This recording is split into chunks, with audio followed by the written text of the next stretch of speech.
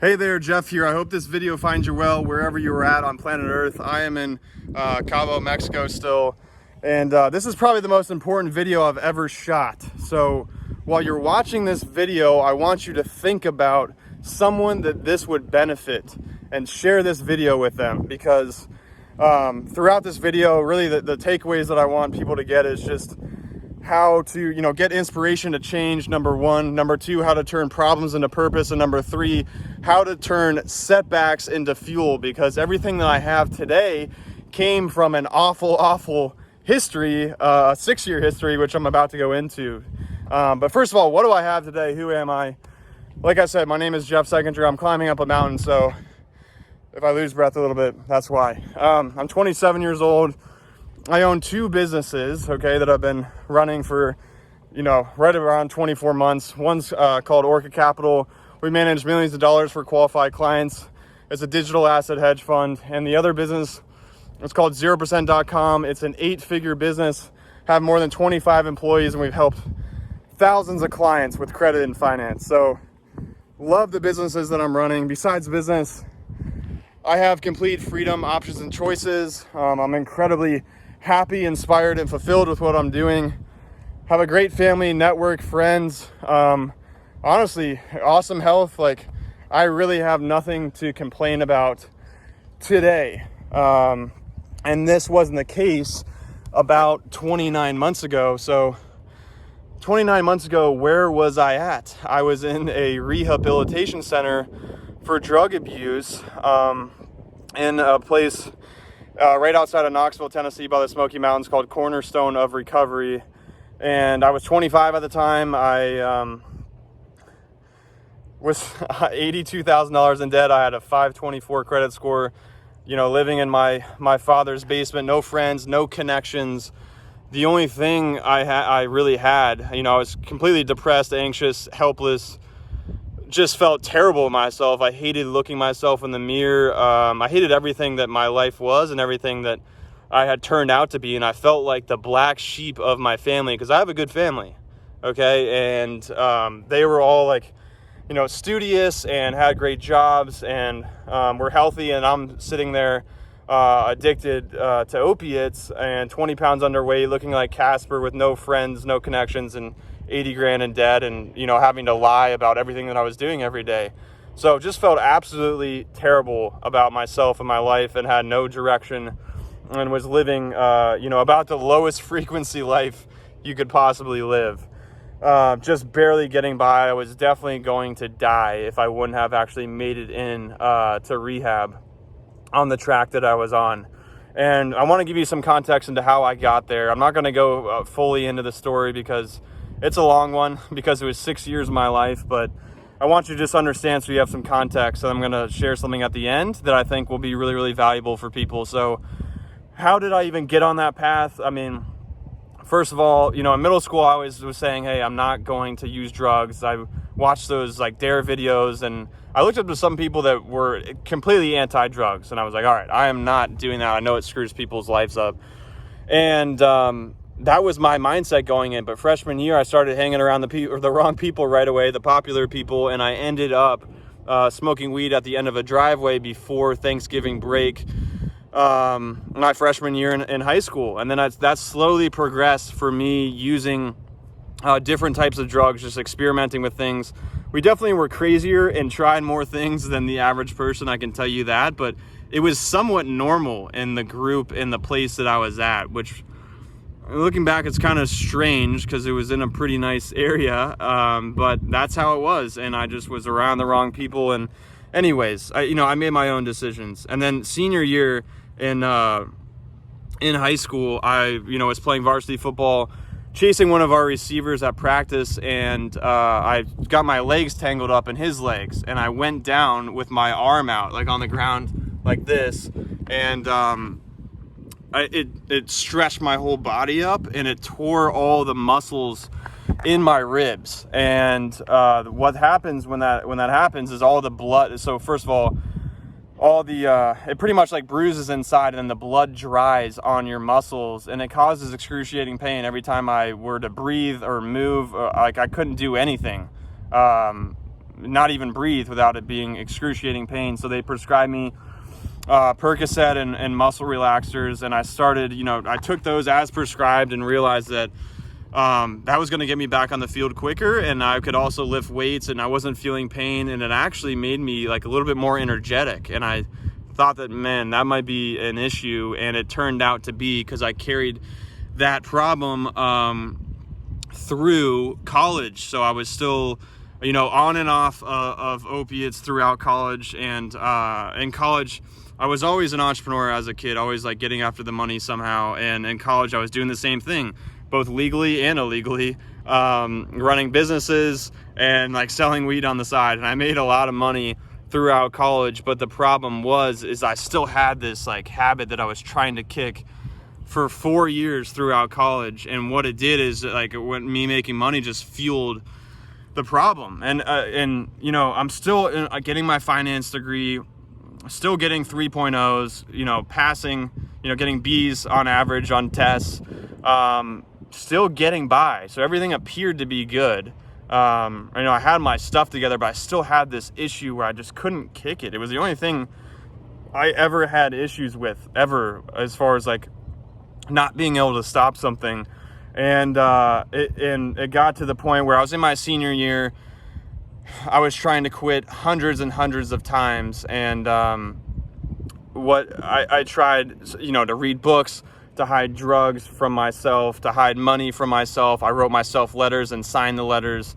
I, screwed over old drug dealers to try to get away from them. I put my car somewhere, in a different state, back in Ohio when I was in college at UK, and did everything possible to get away from it. And I just couldn't get away from it for an extended amount of time. So my senior year, I'm like, man, I got to get some help. So I went to a doctor in, at the UK health clinic, University of Kentucky. So about 3 hours south of Columbus, Ohio is where I was at. And I found a doctor. He prescribed me medication to get off of the opiates. And I started using that medication to help me get off, because it's very, very difficult. You have severe physical issues when you try to get off of opiates.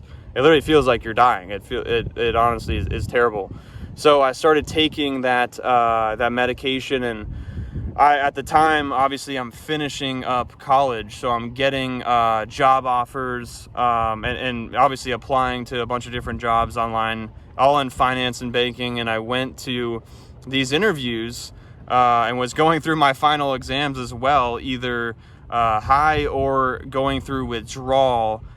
Trying to get off of opiates and back onto my medication, because I'm just doing this thing on and off, because I just I never solved the root issue, which I'm going to talk about here in a second. So literally in suits all across the United States at different banks, interviewing, sweating and or high, doing these interviews, and got through, finished college, got my degree, finance degree, minors in economics and international business.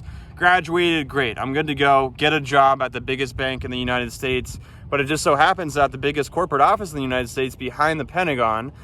So I had to go back to Columbus, Ohio. So I moved back in with my dad, and I was still on, at this time, I'm like, dude, I cannot take this into my professional life. So I was just taking the medication which the doctor prescribed to me, which gets you more addicted to just a different type of opiate. So it was honestly completely, this whole system's all screwed up. I'm not even gonna get into that, but so I'm weaning myself off of that, and then I'm still having issues getting off of that, but I'm in my corporate job, and I start passing my Series 7 and 66, and once I passed those tests, I decided to celebrate, and I celebrated by going back to get off my medication and went back to an old dealer and started using opiates again. And this time it was even more different, because it was a completely different type of opiate. And I didn't know, it felt a little bit different, but I didn't know really what it was. And it was one morning I was driving to work, and it hit me because I was doing research and watching videos on like trying to figure out because it felt, I obviously felt like something was up. So I figured out that it was fentanyl, and I literally had a panic attack in my car I had a Nissan Altima. I think there's someone riding a bike or something. Yeah. I'm gonna wait for them to pass, and then I'm gonna restart this video. So I was in my Nissan Altima having this panic attack. It felt like the roof was caving in. I'm in my like button-down shirt, my nice pants, dress shoes, on the side of this road, having this panic attack when I came to that realization. And I'm like, wow, I'm like really in trouble now, because it was like about a month in and I was clearly addicted to it. And I'm like, I got to figure this out. So I keep trying to do everything myself, because again, I've always been able to do everything myself, and I always hated being a burden to other people, and I felt like the black sheep of the family, so I never wanted to admit it to anyone, and I was just completely isolating myself because I didn't want to get anyone else involved in what was happening in my life. So it got to the point where I was spending, so about, fast forward another year and a half into working there, got to the point in late 2017 when, the winter of 2017, my habit is $1,200 a day, just to feel normal. And it's obviously every day. It's every 3 hour type of deal, that just to feel normal. And I was taking out loans to pay for the habit. And the crazy part about it is the whole crypto boom was happening. So if you remember in 2017, that's when crypto was blowing up. It just went from 3K to 20K in a matter of like a month and a half. So I was taking out loans, putting money into crypto, and then like making money, and then buying, trying to supply my habit. And it got to the point where I just completely screwed everything up. Ran out of money. Crypto started to crash. And I ran out of sick days at work. And this is in February of so this is the 2018 now. I went through January and then February, used up all my sick days, and I got to the point where I tried to get back on the medication once again. I was actually supposed to be, this weekend that this happened, I was supposed to be at the 10X event in Las Vegas, going to, GrowthCon. I think it was the first one, or maybe it was the second one. But anyways, I was supposed to be at that event. I had to cancel because I'm like, dude, I'm so addicted. I can't even, there's no way I can go. So at this time, my parents are trying to help me get through this, and figure out what to do. And my mom's like, yeah, you just can't go. And I'm like, yeah, I was like, yeah, watch me. And then I realized I actually cannot go because I have $0 and I'm 82 grand in debt. So I ended up at a place where I tried to get back on my medication from the doctor, took it too early, and you go into something called precipitated withdrawal, which I'm not going to go into the details, but it compresses all of the withdrawals that you would have had over months and into a few days. So I couldn't even drink water or swallow saliva for 3 days without vomiting. And not even going to go into the details, but it was at this point where the third day that I was going through that, I was, just literally throwing up stomach acid over the side of my bed in my dad's basement that just flooded from a rainstorm, $82,000 in debt, with my credit cards maxed out and a negative bank account, which I actually have screenshots, because I took screenshots and I said, when this happened, I'm like, how funny is my life right now? This is absolutely the complete opposite of what I ever thought, because I always had these ideas of what type of life I was going to create, and what was happening was not even close to what I had in that moment. I literally wasn't laughing because I was severely dehydrated and screwed up, but I was like, this is honestly sad. And I know I'm going to do something with my life, and one day I'll look back and be like, wow, that was crazy. So, pretty much, my mom helped me do research. I went to a place called Cornerstone of Recovery. It was an intensive outpatient, and I went in there. I barely had enough gas to even get to the place. I got to the place, I walked in. This is after 3 days of going through that terrible, time. And I walk in, pale as a ghost, 20 pounds underweight. I look terrible. I'm clammy. And I talked to them for an hour, try not to throw up the entire time. And they were like, hey, we can't even help you, Jeff. You're too bad. There's no way that we could even have you around in this facility, and you have to go to inpatient, which was a facility in Tennessee. So I flew the very next morning. I was lucky enough that my father supported me and gave me the opportunity and bought me a plane ticket for me to go to rehab in Tennessee. So I flew there the next morning. I went to detox for 5 days. Then I got out. I went in on February 28th of 2018. Went into detox for 5 days. Then they moved me to another building where after you go through detox, because they put you on a little bit of medication just to wean you off, and they take you off the medication, which is the best thing that ever happened to me in 6 years, because I hadn't been off of this stuff for that long. Once I got into inpatient, I met this counselor named Christopher, and he completely changed my life because he helped me identify why I was using. So one of the first things we connected on was, people that we had been listening to. Keep in mind, I was trying to get off of this and trying to change my life myself for the longest period of time. So I was buying courses, reading books, doing everything I could, and listening to YouTube videos. And we talked about people that I listened to: Les Brown, Grant Cardone, Jim Rohn, all these people that had massive influence on me with changing like my mindset, and on him as well. And we started talking, and I really connected with him right away. And we went through a few things together in this little room, like upstairs in the facility, and it was just him and me in this room. And we brought out a piece of notepad, and he goes, "Jeff, you're using for a reason. And the reason why you're using is to escape some type of reality in your life. So we got to figure out what you're escaping in life." And we found a few things. I was always shy and introverted. And that was, one of the things that I was suppressing was like my emotions and like having to talk to people.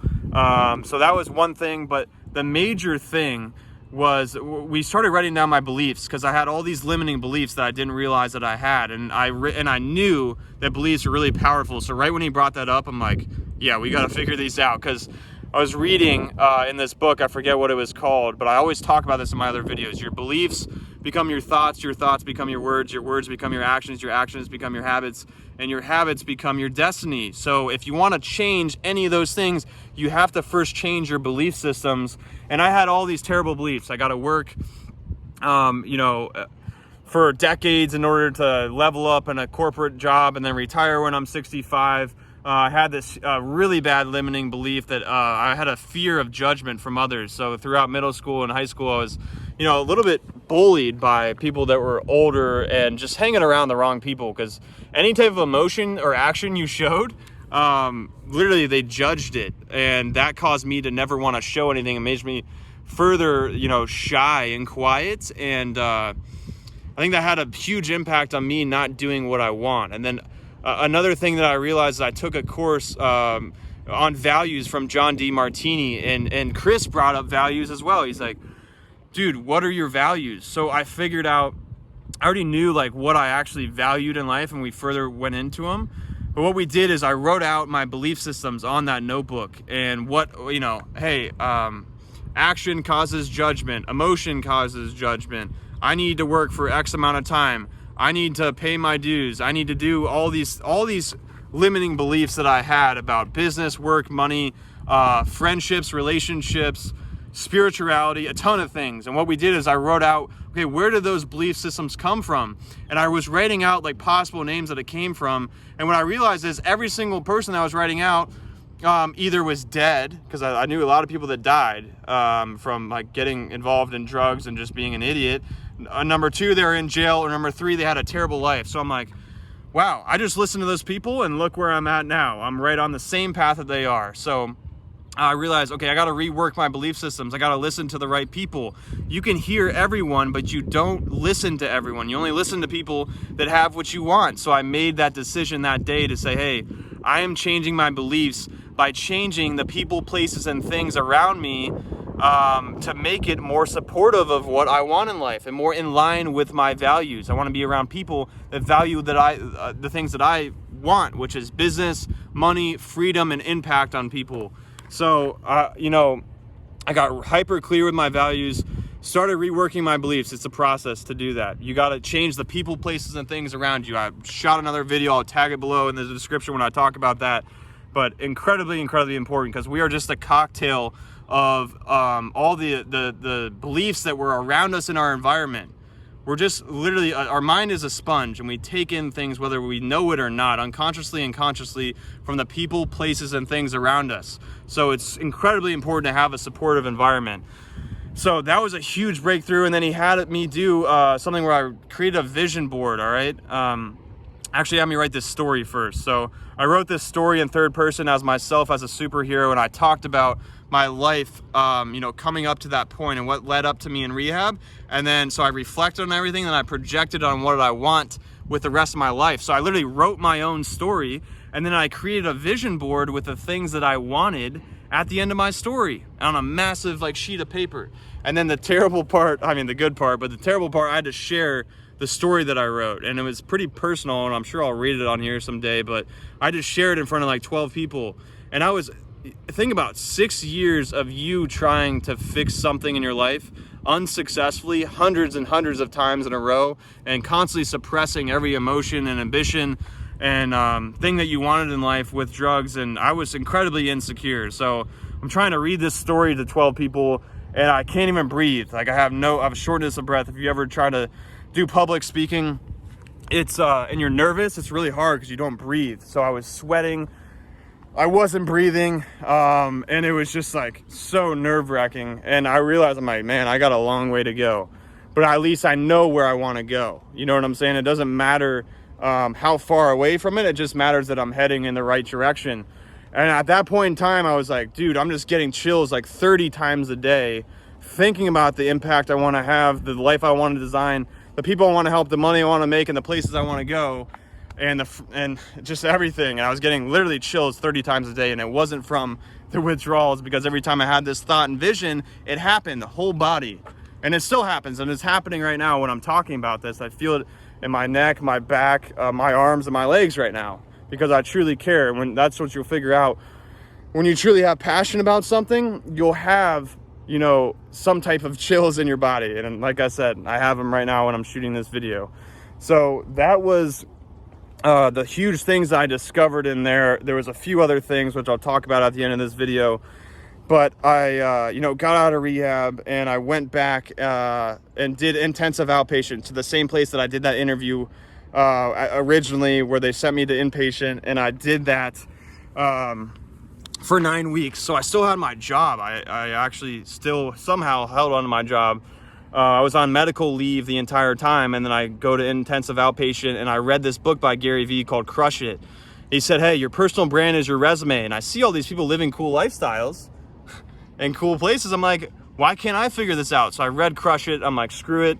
I got back. I'm like, screw every single person that I used to hang around, all the belief systems that I had about money, spirituality, emotions, people, the careers, everything. I'm like, screw everything. I'm starting from zero, because I was literally starting from less than zero financially, negative 82.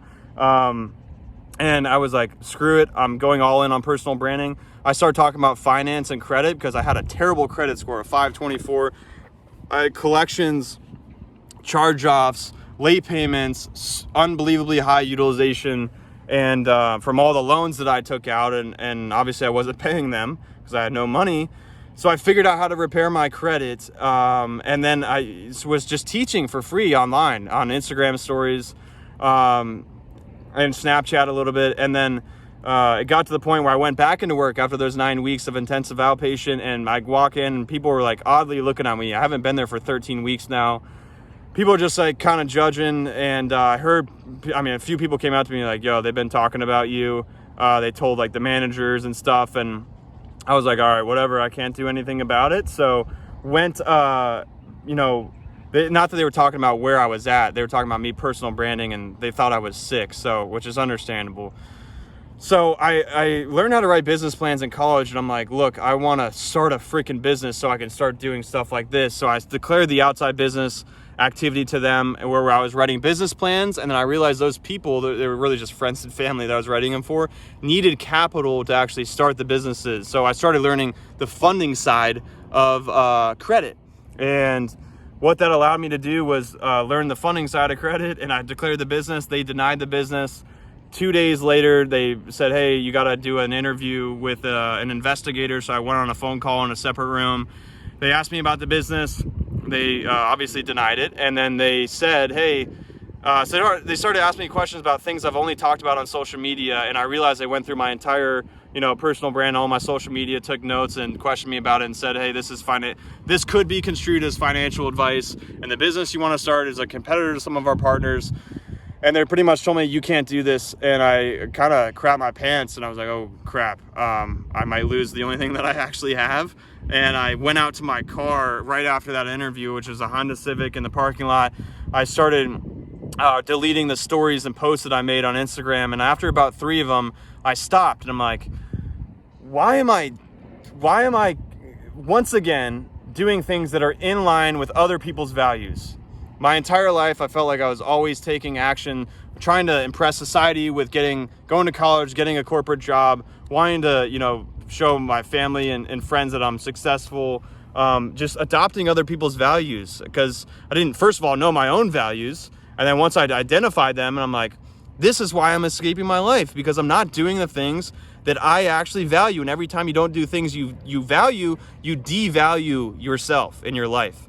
So I'm like, screw this. I'm not deleting this content. I go back in, finish that last hour of work. That's on Friday afternoon. I go in on Monday, hand my badge to my manager, and said, hey, look, I got to go for this. If I don't, I'm going to really regret it in life. She goes, I completely understand. Adios. I said, all right, I'm sending it out of here.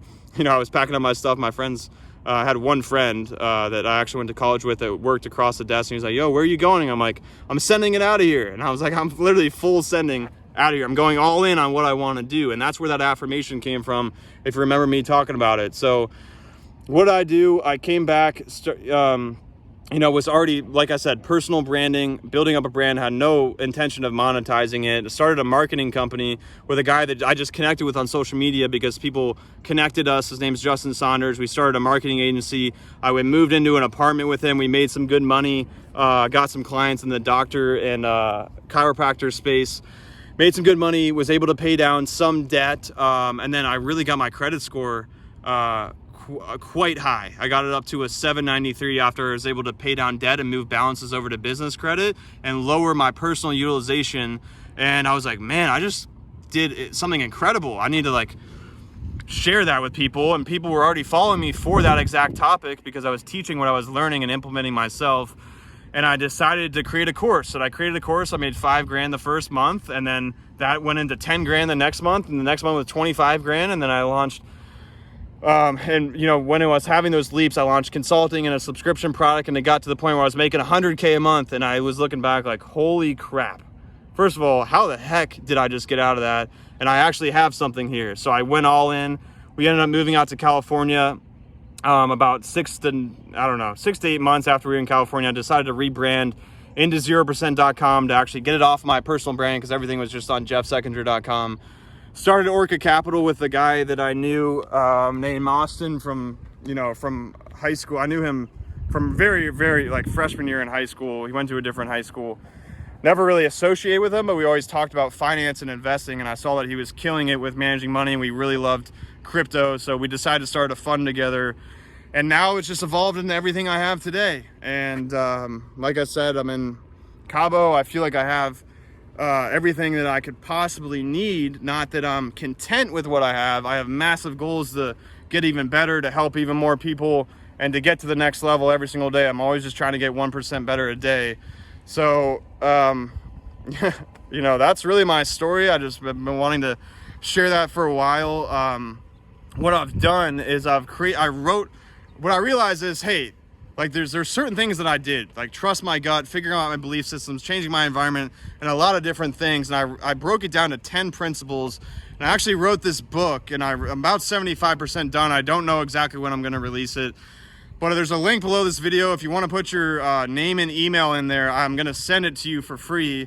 I don't have no intention of monetizing anything. Just want to share some principles that have helped me get through those times, get away from all the crap that I was in, and get to the point to have what I do now. And I think it's pretty epic to have done all this in 29 months. But, I'm not a superhero by any nature, but I feel like I've done some pretty cool things in a pretty quick time frame. So if you want those, you can click the link below. If not, I hope that you like this video, comment below about your thoughts on it.